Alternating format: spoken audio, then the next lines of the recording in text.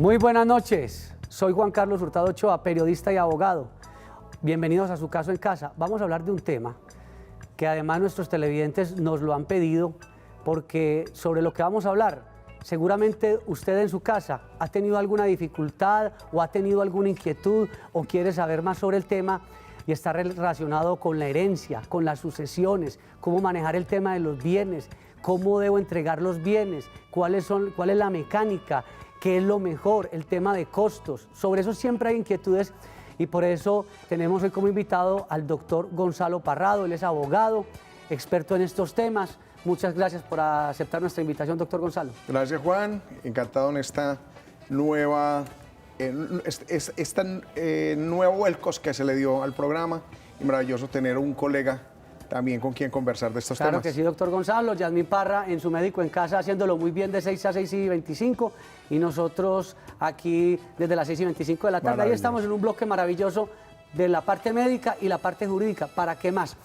Doctor Gonzalo, una de las grandes inquietudes está relacionada si las personas deben en vida hacer un testamento, si es conveniente, cómo entregarle los bienes a los herederos, si se puede mejorar a un hijo o no. Sobre eso hay muchas inquietudes. ¿Por dónde quiere que arranquemos, doctor Gonzalo? Empecemos con esa manera de yo querer disponer de mis bienes en vida. Entonces, sobre eso existen muchos mitos y por desgracia, normalmente acudimos a los vecinos, a los conocidos, pero no a expertos. ¿Yo qué le recomiendo a las personas?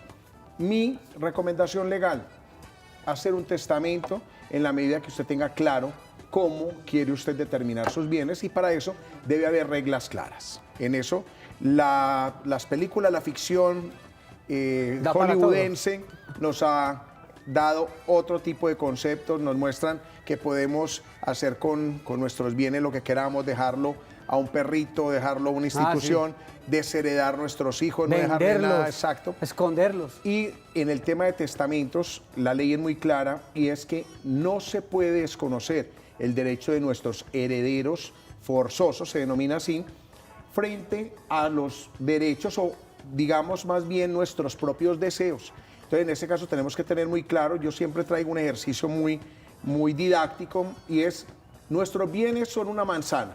Esa manzana la partimos a la mitad y esa mitad, una mitad, podemos disponerla entre lo que denominamos lo forzoso. Entonces tenemos que tener en cuenta a nuestro cónyuge, a nuestros hijos, en caso de no tener nuestros hijos, a nuestros padres, en caso de no tener nuestros padres, nuestros hermanos, son los forzosos. Correcto. Y esa otra mitad de la manzana podemos partirla a su vez en 2 cuartos.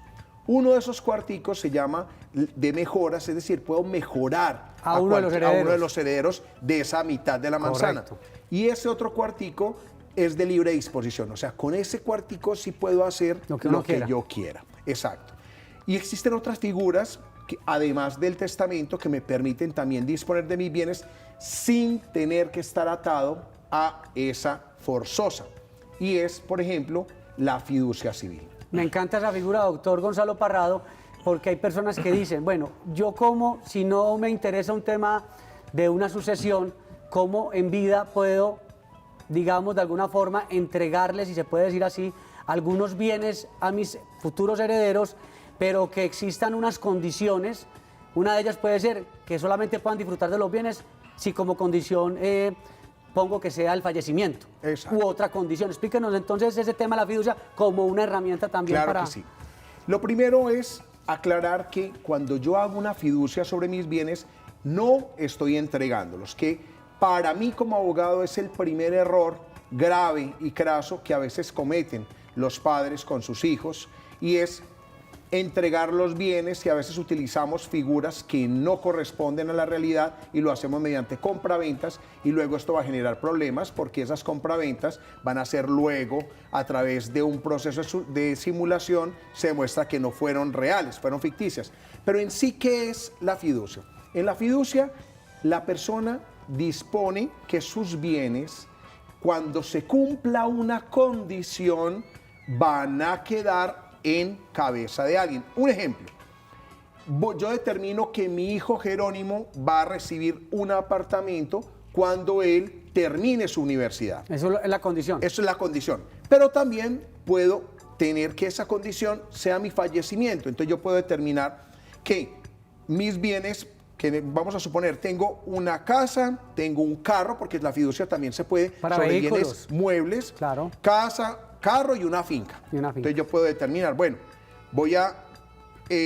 quiero que mi hijo reciba el apartamento porque es de pronto, va a estar cerca de la universidad.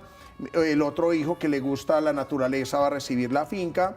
Y de pronto el otro muchacho que no quiere tener un domicilio estable le va a dejar el carro. Miremos que si eso pasara realmente en un proceso de sucesión, cada uno de mis hijos tendría una tercera parte del apartamento, una tercera parte de la finca y una tercera parte del carro. ¿Con el fideicomiso no? Con la fiducia o el fideicomiso yo determino qué quiero dejar y cómo y a quién. No necesariamente tienen que ser mis hijos. Puedo dejarlo a una fundación. Es más, muchas veces nos encontramos frente a esa piedra al momento de una sucesión y es que falleció don Pedro.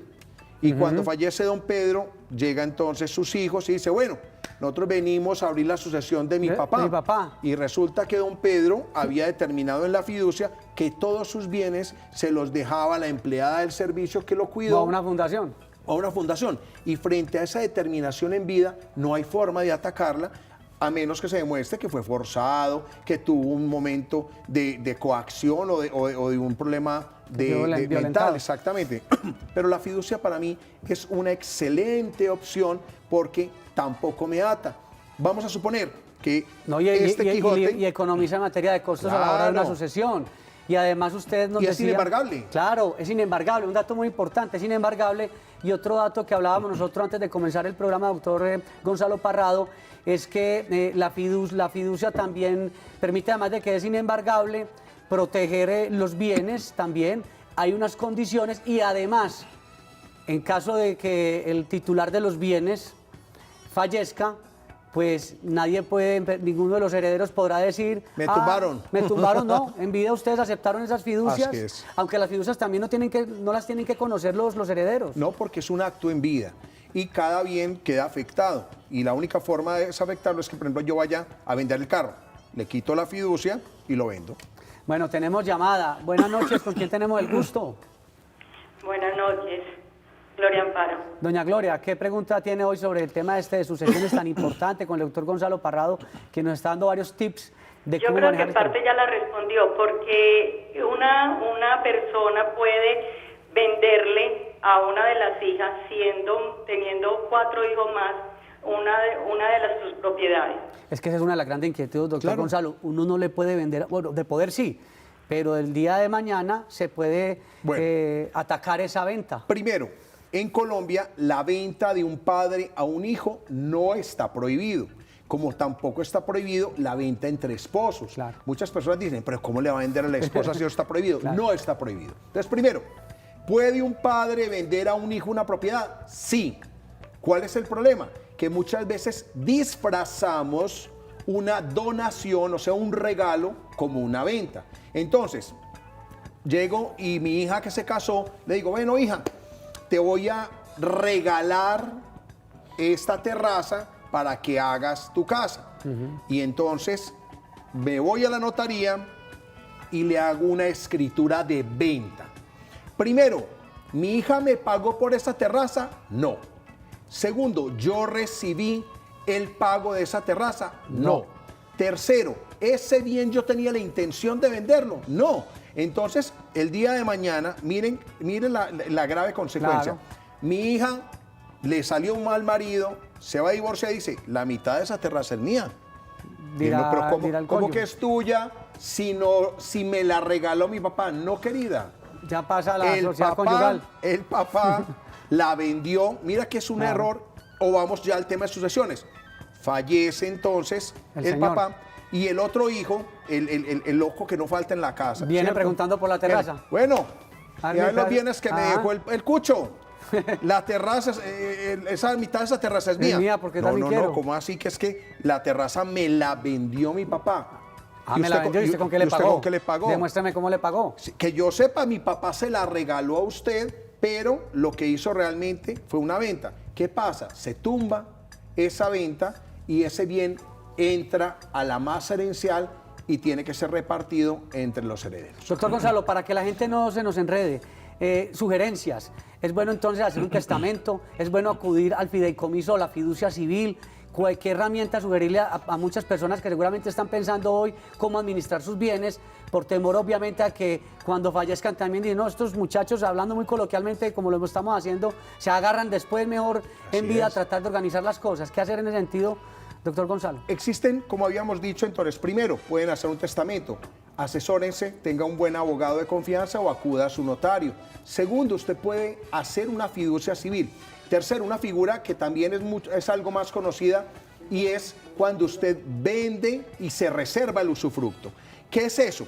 Yo, por ejemplo, tengo una casa, y le quiero dar esa casa a mi hijo, pero quiero que él no vaya a venderla hasta que yo no falte. Claro, proteger Entonces, ese bien. Le hago una venta con reserva de usufructo, es decir, hijo, te estoy entregando la nuda propiedad. ¿Qué te estoy entregando? El título sobre esa casa, pero yo sigo viviendo en ella. Pero el uso y el goce no. Exacto, yo sigo viviendo en ella, yo sigo disfrutando de los arrendamientos, yo sigo en ese usufruendi, o sea, el goce de la propiedad. Y entonces mi hijo me pregunta, bueno, papá, ¿y entonces ¿qué tengo, pues? entonces ¿cuándo eso es mío? Claro. Cuando yo falte, tú ya vas a recibir esa llave en la cual puedes disponer del bien. Esa es la tercera forma que yo puedo darles como alternativa de sus bienes. Hay que tomar atenta nota sobre todos estos aspectos tan importantes. Don Luis, muy buenas noches, bienvenido a Su Caso en Casa. Muy buenas noches. Ya vi que el doctor contestó parte de la pregunta mía. Está muy piloso el doctor. La figura del uso y usufructo y nuda propiedad, claro, en donde los padres manejan el uso y el usufructo y los hijos manejan la nuda propiedad. Ya que contestó esta otra pregunta con respecto a eso. Resulta que el municipio de Medellín a los usufructuarios, o sea, las cabezas de dichas propiedades, se las ponen a nombre de catastro, las cabezas usufructuarias, y la nuda propiedad quede asentada en escritura, ellos no aparecen ante catastro. Es cierto. Es cierto que para que catastro le reconozca a uno como dueño de esa nuda propiedad, hay que hacer el proceso de que los usufructuarios ya murieron o desaparecieron de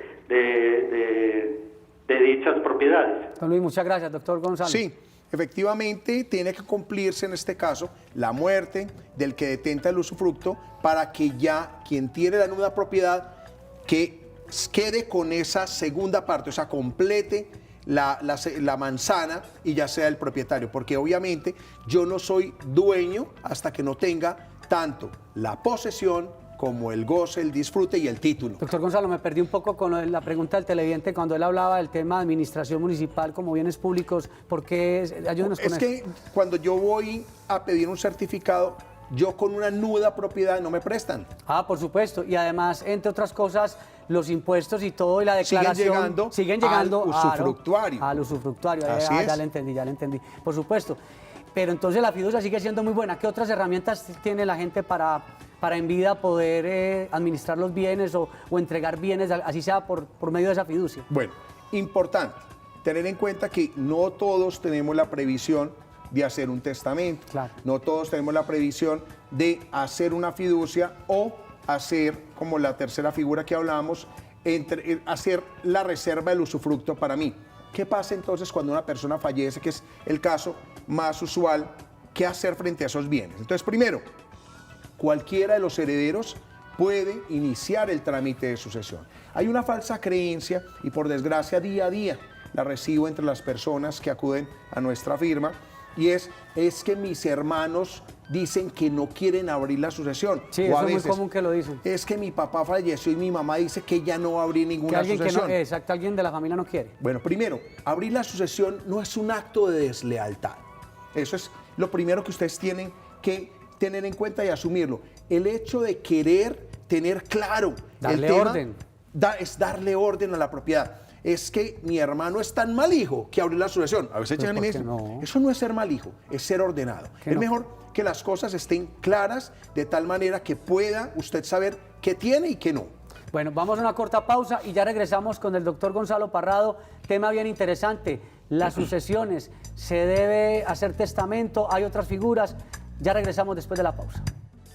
Aspectos importantes para recordar sobre la sucesión, en la herencia, el testamento, la fiducia, el fideicomiso civil, para que tomen atenta nota. Órdenes herenciales. Primer orden, los hijos legítimos, adoptivos y extramatrimoniales se excluyen a todos los otros herederos. Segundo orden, si no dejó hijos, los ascendientes de grado más próximo, padres adoptantes y cónyuge, se reparte por cabezas. Tercer orden, si no dejó hijos, los padres están fallecidos, le suceden sus hermanos y el cónyuge por mitades. Si falta el cónyuge, todo es para los hermanos, y si no hay hermanos, todo es para el cónyuge. Los hermanos carnales reciben doble porción que los simplemente paternos o maternos. Cuarto orden, a falta de hijos, padres, hermanos y cónyuges, lo suceden los hijos de los hermanos, sobrinos. Quinto orden, Instituto Colombiano de Bienestar Familiar. Testamentos. La mitad de los bienes tiene que entregarse obligatoriamente a la totalidad de los herederos legales, descendientes y ascendentes. Un 25% puede ser distribuido libremente a uno, varios o a todos los herederos, solo a herederos, no a terceros ni particulares. Y el 25% restante puede ser distribuido por el testador a quien considere, ya sea a un particular, a una empresa o a una entidad sin ánimo de lucro.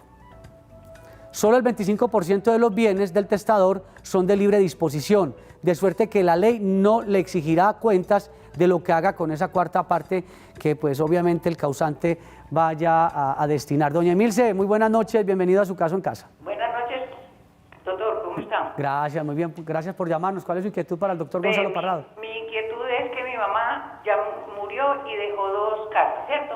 Ya se hizo la sucesión, pero ya sabemos que nos tocó a cada uno.